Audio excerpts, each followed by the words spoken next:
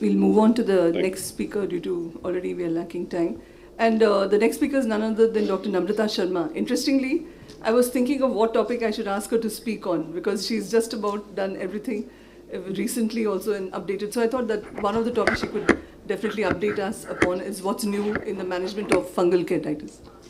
Thank you, Somshila. Thank you for making me a part of this important national symposium. And I would be talking to you about fungal keratitis. There are no financial disclosures. I think we all are aware that for our part of the world, almost half of our cases are due to fungus, and that is the reason why it has become so important. And if you also see, all the studies in the literature of late are on fungal keratitis because it is one of the most recalcitrant type of microbial keratitis. Like we always emphasize, I think it is very important to know that geographically where you are located. I've put this only for India because I anticipate that most of the delegates are from our country only. So if you're in the northwest India, it is Aspergillus which becomes common, and if you're in southeast India, then it is Fusarium which is common. And after you have diagnosed a case of fungal keratitis by its classical features of dry, thick, raised texture, feathery margins, satellite lesions, endothelial plaques, fixed hypopyon or abscess, then it becomes important to investigate it. It has been shown in the various studies that at least 3/4 of the times you can pick up or differentiate clinically between viral, bacterial and fungal keratitis. But microbiology does remain the mainstay, and there are some characteristics which we are all aware of, such as dematitious keratitis as is shown here, and when it responds, the pigmentation is the first one to go away. Fusarium, which tends to actually have a very severe course, and yeast, which is relatively rare in our country. Now, 10% KOH is something I think which we all use for diagnosing a case of fungal keratitis. It's easily available, inexpensive. We've also described the use of the smartphone along with the lab microscope for this, where you can actually take the slide, smear it with 10% KOH, and then put it onto your lab microscope and also put a smartphone on it, and then click a picture, so you can actually zoom it and see those filaments. Apart from this, routinely what we do is Subro's dextrose agar without cyclohexamide. PCR is positive in 74% of the cases within 4 hours. Confoscan is something which is not available at all centers, and I'm told even the newer models are now not coming up, so we have to use whatever we have. And these modalities become very important in cases of culture negative deep fungal keratitis, because then you have to resort to these modalities, especially when you're clinically suspecting that it is a case of fungal keratitis. We've published the use of spectral domain anterior segment OCT for fungal keratitis because that not only helps you to delineate, especially the posterior part of the abscess, but also helps you to know the activity by looking at the keratocytes, the area of necrosis, etc. You can also make out on the ASOCT the activity of the fungal keratitis. Of course, classically, we do treat fungal keratitis with 5% netamycin, which is given hourly during the daytime and 2 hourly at bedtime, which is tapered 4 to 7 days interval. And then generally therapy lasts for 3 to 4 weeks in these cases. Fusarium keratitis, which has got resolved on topical netamycin.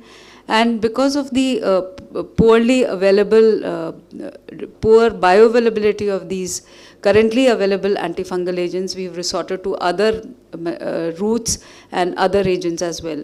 Now, the MUT1 trial taught us that voriconazole should not be used as monotherapy in filamentous keratitis, but it did not look at into the additional role of voriconazole with natamycin in combination therapy. And classically, what has been taught is that for large ulcers, severe deep keratitis, scleritis, post-PK, fungal keratitis, and endophthalmitis, you can give systemic antifungal agents. And of course, liver function tests have to be done after every 2 weeks. And this is an example of a case of topical, which responded to topical natamycin and systemic ketoconazole. Now, the MUT2 trial, again, did tell us that Fusarium keratitis may benefit from the addition of oral voriconazole to topical natamycin, which means that it did not completely rule out the use of a systemic antifungal agent. And we did a randomized control study where we compared oral voriconazole with oral ketoconazole and found that the results in the form of clinical response were similar, but the tear film concentration was better for voriconazole as compared to ketoconazole. So if the patient can afford it, one can use systemic voriconazole, perhaps that would be better. But if the patient can't afford it, even then systemic ketoconazole can be given. Like I said, the targeted drug delivery seems to be the way to go, and intracameral antifungals are given for cases not responsive to medical therapy with thick hypopion, endothelial exudates and deep anterior chamber exudates, and amphotericin B, voriconazole, and very lately we've also tried netasol, which is the soluble form of netamycin, as injection for treatment, as a use in intracameral and intrastromal injections, and this is a case responding to intracameral amphotericin B. Of course, there may be problems in the form of theoretical secondary infection, which at least I have not seen in any of the cases, and intrastromal injections do help, as was classically described way back in 2008. And this study, if you look at compared topical versus intrastromal voriconazole as an adjunct to netamycin in recalcitrant fungal keratitis, and where it did show that topical netamycin and topical voriconazole were equivalent to topical netamycin and intrastromal voriconazole. So there is a role of adding topical voriconazole to topical netamycin, because this was done in this study, and these are just cases from that study, topical netamycin and intrastromal voriconazole, 2 sets of cases which respond, and I think this is not running anyway. Then this is what we publish, and I think this really has benefited at least our part of in our center. We use topical, systemic and targeted therapy protocol, or the TST protocol, management algorithm for fungal keratitis. So if the ulcer is less than 5 millimeters in size, less than 50% stroma involvement, topical netamycin is given. If there is no response, add topical voriconazole. But if the ulcer is more than 5 millimeters in size, more than 50% involvement, systemic is given. And topical is also given along with it. If there is no response, then you add topical voriconazole, and if there is no response after 4 weeks, intracameral or intrastromal or both, depending upon where your exudates are. And this was based on this study, a cohort of more than 200 eyes, more than 200 eyes to look at the efficacy of that protocol. Now this is being marketed now by Microvision, and all formalities are over, and they're going to come into the market next month. So netamycin 5% suspension has been linked to a polymer and converted into netasol in our ocular pharmacy lab. And like I said, we patented it much earlier, but once you patent a drug, then you also need to find market for it.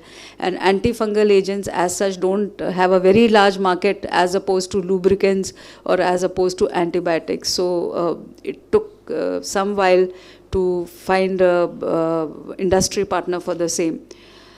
This is how it is available in our center. We formulate it ourselves in the ocular pharmacology department. And topical netasol 1% did not show any toxicity studies which were done in the animals.